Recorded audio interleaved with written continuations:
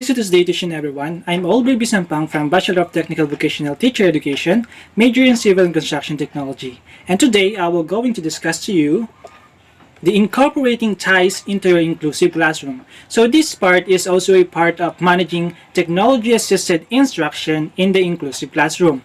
So when we say ties, it is a it is an acronym for technology-assisted instruction or technology-aided instruction.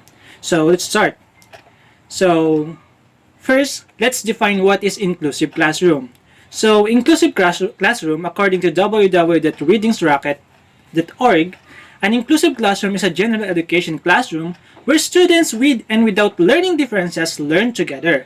It welcomes and supports the diverse academic, social, emotional, and communication needs of all students. So when we say inclusive classroom, ito ay isang classroom na kung saan lahat ng mga learners with individual differences, so maybe in learning styles, are grouped together or put together in a classroom for them to learn. Kung ano ang natututunan ng isa, yun din ang natututunan ng lahat. Maaaring ang inclusive classroom na to ay binubuo ng mga students na may disabilities, students na walang disabilities, students na may mga problema sa emotional, yung iba ay maaaring normal. Basta, iba't ibang mga students are grouped together in a classroom in order for them to learn na yung natututunan nila is same sa lahat, sa buo. Yun ang inclusive classroom. So, here, I will going to give you the 5 steps to incorporate ties into your inclusive classroom. So, when we say incorporating, ito yung paraan kung paano mo i-incorporate or i-exhibit or i-employ doon sa inclusive classroom. So, the first one is ito. Have a clearly defined goal. Of course, ito yung pinaka-baseline ng lahat. Dapat alam mo muna yung goal kung ano ang ituturo mo. Yung goal na sinasabi natin, ito yung objectives mo. What do you need to learn? Or what do you need to teach on the students? What do you want the learners to learn? Yun ang mga goals mo. Bakit? Bakit ba dapat natin malaman yung goal natin? Bakit dapat natin i-define ang goal natin? It is because the kind of technology to be used depends on your goal. Kung ano yung mga goal mo, nakadepende doon yung technology na gagamitin mo. Paano? For example, you want the students to learn to pronounce words na tama. You want the students to pronounce na yung isang word na tama ang pagkakabigkas niya. Therefore, ang gagamitin mong tools doon or technology is inclined para matutunan ng bata kung paano makapag-pronounce ng tama. Siyempre, ang mga gagamitin mo dito, for example, is the Webster Dictionary na kung saan isang pindot mo lang sabihin ito ang tamang pronunciation ng isang word. So, that kind of technology or app can be used that is inclined to your goal, to what is your objectives for the students to learn, di ba? So, paano ba natin yun makukuha? O paano ba natin ma-define yung goal natin? It is use the data collection method. So, the first one is observation, pretest, and interview. Ano lang dapat mong malaman? Observe child's baseline performance of the target skill. Ibig sabihin, alamin mo kung ano yung mga bata o yung mga dapat matutunan ng bata, ano ba yung mga dapat nilang malaman, ano yung mga dapat nilang matutunan. And that is the way in order for you to clearly define your goal para malaman mo din yung technology na gagamitin mo sa pag-incorporate doon sa inclusive classroom ng technology-assisted instruction. So next step is this one. Sabi dito, conduct a technology assessment with the learners and other key stakeholders. Why? Sabi dito, to find out the learner's skills at using technology and the available resources. So, syempre, hindi naman tayo basta-basta nag-i-implement ng mga technology na ibibigay natin sa mga students para matuto sila. Syempre, we conduct technology assessment. When we say technology assessment, we are assessing the students kung alam ba nila yung technology na to. Para malaman natin kung meron na bang mga background knowledge ang mga skills or ang mga learners dito para ang gagamitin mong technology is available or yung resources na gagamitin mo is available hindi lamang sa iyo, pati din dun sa mga students. So, paano natin yung magagawa? Talk to the learner's parents, guardians, in order to learn about the technology already in use at home or school. Of course, si learner, ang lagi niyang kasama ay si parents and guardians. Specifically in this time of pandemic, ang mas kasama nila is yung mga guardians and parents nila. Therefore, mas nakakaalam ang mga guardians at parents nila kung ano ang mga technology na ginagamit ng mga anak nila.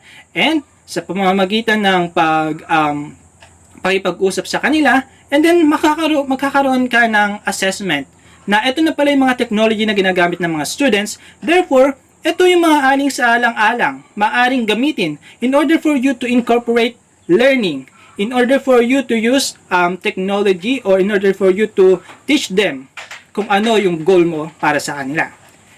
The third step is this. Teach the child how to use the technology before you begin the skills you aim to teach through technology. Sabi ko nga kanina, hindi tayo basta-basta nagbibigay or nagpapagamit ng technology sa students para matuto. We need them to orient. We need them to teach how to use the technology. Bakit? In order to maximize the probability that they'll learn new skills through technology later on. To maximize, di ba? For example, tayo kapag gumagamit tayo na ngayon ng Google Classroom. Pagkabigay ba ng Google Classroom, sabi ng teachers, okay, students, do this on your own. Ito yung Google Classroom, and then, yun, I need na ipasa nyo yung mga ganito, ganyan-ganyan. No, ang tamang pamamaraan is teach the students to learn how to use the technology you are going to imply to them. Bakit? Kasi napakahalagang malaman ng bata kung paano ba gumagana yung technology na yon. Maybe you will allot 1 hour to 1.5 hour para makapagturo sa kanila or para ma-orient sila kung paano gamitin yung technology. Para nang sa ganun, ma-maximize nila yung paggamit ng technology na yon. At syempre, pag na-maximize nila yon, yung learning para sa kanila is ma-maximize din. So, paano ba natin magagawa yon? Ayan, have time to discuss the operation of the technology. Sabi ko nga kanina, you maybe give 1 hour to 1.5 hour para matutunan ng students kung paano gumagamit or tumatakbo yung technology na ginagamit mo para sa kanila at para sa sila ay matuto. So, next step is the fourth step. Evaluate the learner's progress with data collection. Ito yung isa sa pinaka-importanting part ng pag-i-incorporate mo ng technology doon sa inclusive classroom mo. Let's say na na-implement mo na yung technology assisted. But you need to evaluate the learner's progress with the data collection. Alamin mo kung yung student is nagpa-progress ba? Kung nakakatulong ba talaga yung technology na ginagamit mo para sa kanila at para sila ay matuto. So why? To determine learner success and help guide decision making. And to shed light on potential gaps in the intervention including learner's motivation. So yun daw, to determine learner's success para malaman mo kung nagsasucceed ba yung mga students sa paggamit ng mga technology na ini-imply mo para matuto sila. And para din maka-help sa'yo para sa decision making kung need mo pa bang gamitin o pagpatuloy yung paggamit ng technology na yon para sa pagtuturo, or you need to intervene or palitan na yon para nang sa ganon is makapag-produce ka ng bago o makapaggawa ka ng technology or makagamit ka ng technology na mas makakatulong sa kanila. And to shed light on potential gaps. Ano ba yung mga gaps ng technology na yon na maaari mong punan nang sa ganon is mas matuto pa yung mga student para maging effective yung paggamit mo ng technology sa classroom, sa inclusive classroom. Okay. And paano? Paano natin i-evaluate yung learner's progress with data collection? Test, survey, quiz. Yun lang. Alamin mo kung natututo sila sa pamamagitan ng mga tanong. Alamin mo sa survey. Yun. And then, kapag nakuha mo na yung collected data mo, and then makakapag-decision ka na kung ano ang maaari mong gawin. It's either to continue or to stop yung paggamit ng technology. And then, palitan ng bago. And yung last step natin is the fifth step. Continue planning the next steps so the learner continues to make progress. At yung sinasabi ko kanina, plan, plan, plan after that. After you evaluate, plan kung ano yung gagawin mo. Once the goal is mastered, evaluation of the next target should already be in progress. Ibig sabihin, sunod-sunod na yon.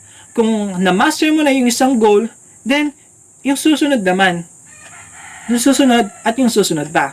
And that's all. Yung process nito is parang cycle lang, is paikot siya ng paikot, ikot ng ikot. And how? Tulad nung kanina, test, survey, then the data collected methods, plan, decision, and another goal. Yun lang.